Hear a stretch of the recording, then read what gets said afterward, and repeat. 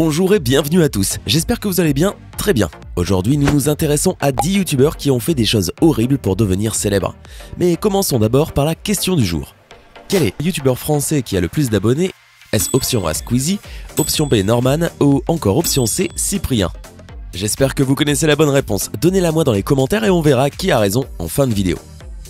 N'hésitez pas à liker la vidéo si elle vous plaît et si vous êtes nouveau sur la chaîne, n'oubliez pas de vous abonner et d'activer la notification pour ne rater aucune de nos prochaines vidéos. On commence.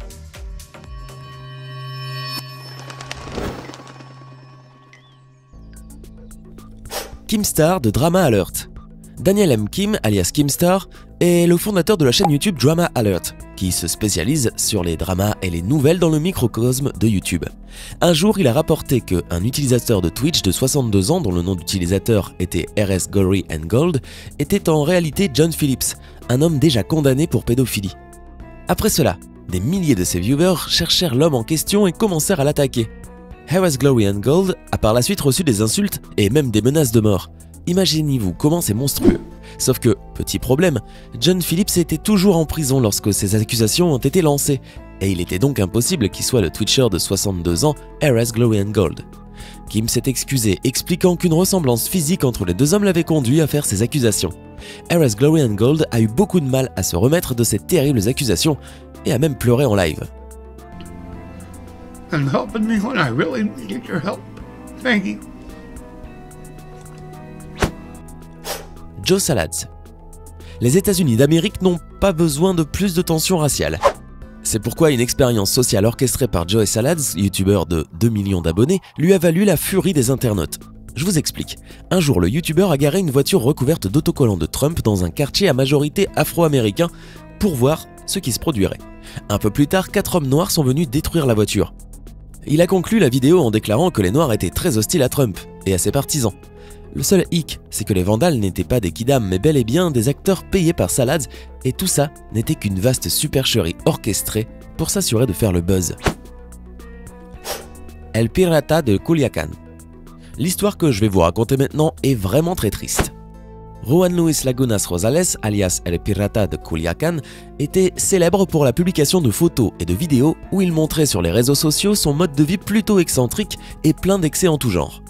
À 17 ans, il était suivi par près d'1 million d'abonnés sur Facebook et même s'il était peu célèbre sur Instagram, ses vidéos étaient très partagées sur YouTube. Son talent?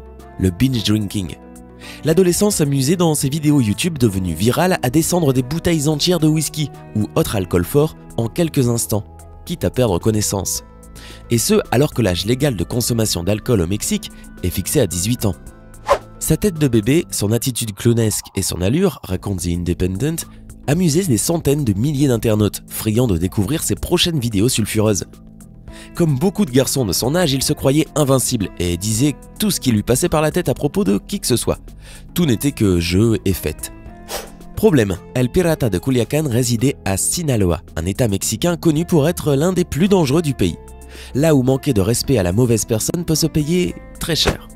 Dans une récente vidéo, l'adolescent, visiblement éméché, adresse une pique à Nemesio Oseguera Cervantes, plus connu sous le nom de El Moncho, et qui n'est autre que l'un des dealers les plus violents du Mexique. Leader du Jalisco New Generation Cartel, il est aussi l'homme le plus recherché des services de renseignement américains et serait pire qu'El Chapo. El Mencho a mí me pela la verga. Lâche-t-il, expression traduisible littéralement par El Mancho me pèle la verge, mais qui signifierait plutôt en argot mexicain je m'en bats les c d'El Mancho. Il fut assassiné quelques jours plus tard, le 18 décembre 2017, dans un bar de Mexico.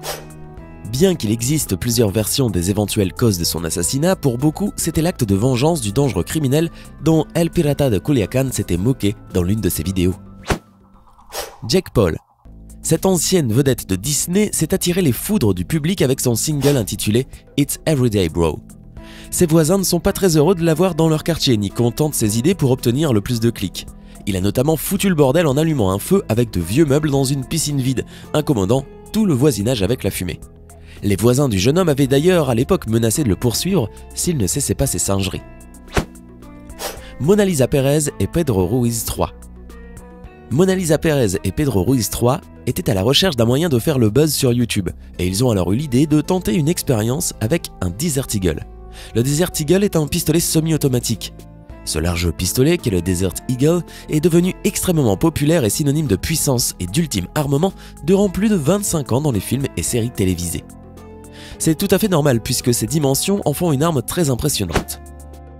Tout le monde en aurait légitimement peur. Tout le monde, sauf Mona Lisa Perez. Cette jeune youtubeuse a accidentellement tué le père de son enfant en lui tirant dessus à bout portant. Ils essayaient de prouver qu'une encyclopédie était assez épaisse pour freiner une balle. Ils avaient tort. La femme de 19 ans à l'époque était enceinte de 3 mois au moment de la tragédie. Elle a été condamnée à 6 mois de prison et il lui a été interdit de monnayer la vidéo montrant la mort de son conjoint. Jeffree Star. Vous pensez bien connaître Jeffree Star ? Pourtant, malgré ses près de 10 millions d'abonnés sur YouTube, ce gourou de la mode et ancienne célébrité MySpace a un historique de misogynie et de racisme. Par exemple, il a déclaré un jour qu'il devait lancer de l'acide à batterie sur une femme noire pour que sa peau soit plus claire et ainsi soit de la bonne couleur pour son fond de teint. Il a également harcelé beaucoup de femmes noires et a même tweeté des menaces envers Shyla, Makeup by Shyla, une youtubeuse afro-américaine, exprimant qu'il voulait la battre lors de la prochaine convention. Il a aussi fait l'objet d'une controverse récente concernant sa campagne publicitaire Androgyny, pour laquelle beaucoup d'internautes l'ont accusé d'avoir fait un blackface sur la modèle Nikita Dragun. En août 2017, son passé a refait surface lorsqu'il s'est attaqué à Kim Kardashian. Les fidèles de la famille K ont été rapides à documenter les frasques de Jeffree Star sur les réseaux sociaux. Rice Gum. Rice Gum, une autre mauvaise influence pour la jeunesse, n'a pas la langue dans sa poche. Il s'est déjà moqué de victimes de viol en direct sur Twitch et a été fortement critiqué par la communauté. Il s'en serait aussi pris à la youtubeuse Gabi Hanna pendant une fête en l'assaillant et en détruisant son téléphone. Autre scandale, des internautes auraient par ailleurs découvert que Rice Gum n'écrit même pas lui-même ses chansons de rap. Trevor T. Martin et Tom Syndicate Castle. Ces deux youtubeurs ont été largement critiqués pour avoir fait la promotion d'un site de type loterie nommé CSGO Lotto auprès de joueurs de Counter-Strike, Global Offensive. Ils auraient chacun diffusé une vidéo où on les voit tenter leur chance et gagner de gros prix sur le site qui les a commandités. Ce qu'ils ne mentionnent pas par contre, c'est qu'ils sont propriétaires de la plateforme. Ils encouragent les gens à aller jouer comme s'ils avaient fait une découverte, ce qui est tout à fait hypocrite et mensonger. De plus, CSGO Lotto serait considéré comme une forme de loterie et commettrait un délit en encourageant des personnes mineures à s'adonner aux jeux de hasard. Austin Jones. À l'époque, il avait réussi à se faire un nom sur YouTube en postant des reprises de chansons. Il était devenu une véritable star, avec des millions de vues sur chacune de ses vidéos et plus de 540 000 abonnés sur sa chaîne.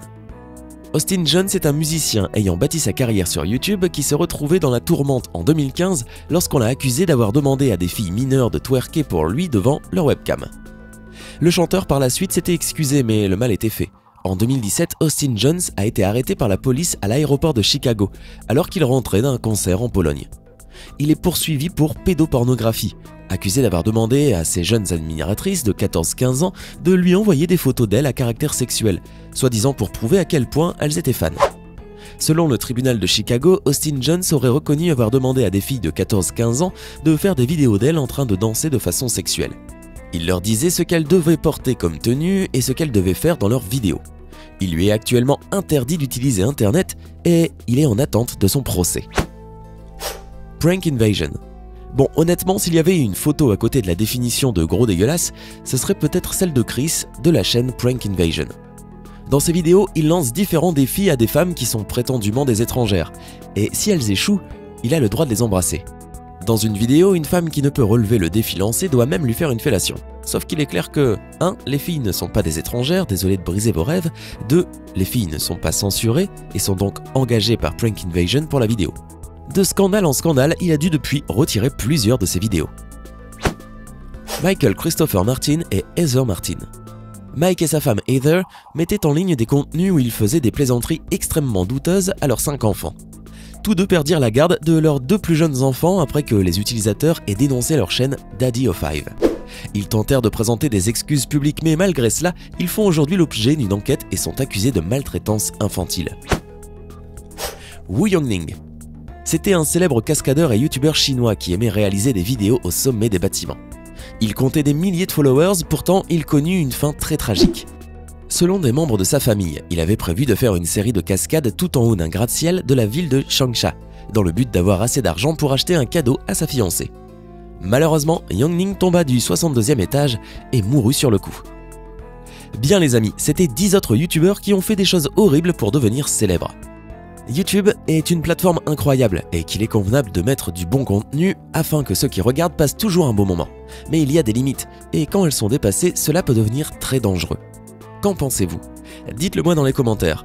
Sinon, le youtubeur français qui a le plus d'abonnés est actuellement Cyprien.